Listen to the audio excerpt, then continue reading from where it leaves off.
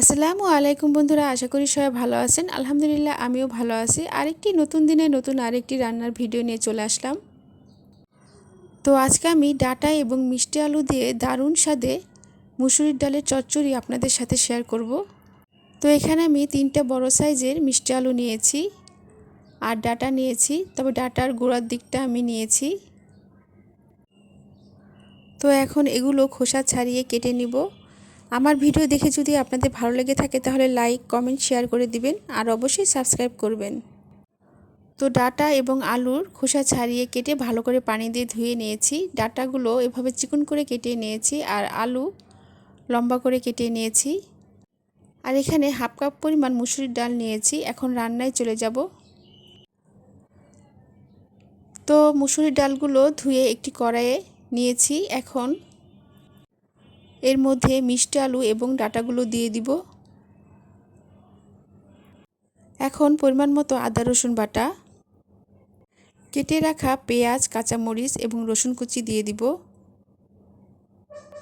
পরিমাণ মতো হলুদের গুঁড়া,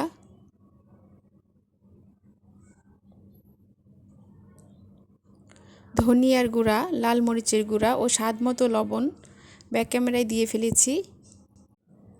এখন পরিমাণ মতো সয়াবিন তেল দিয়ে এগুলো হাত দিয়ে ভালোভাবে মেখে নিব।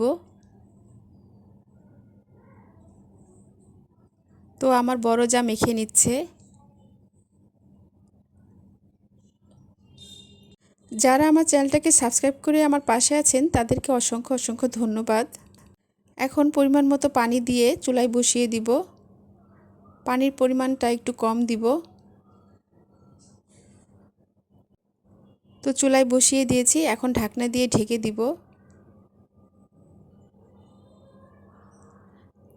আর যারা এখনও সাবস্ক্রাইব করেন নাই ভিডিও দেখতে থাকুন, দেখতে দেখতেই ভালো লেগে যাবে।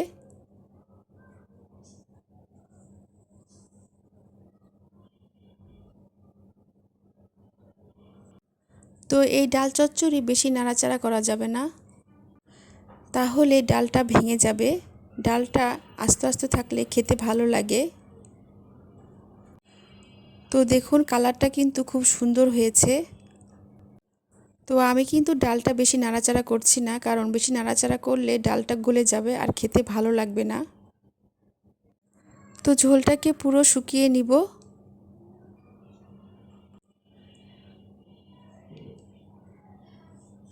ঝোলটা প্রায় শুকিয়ে গেছে।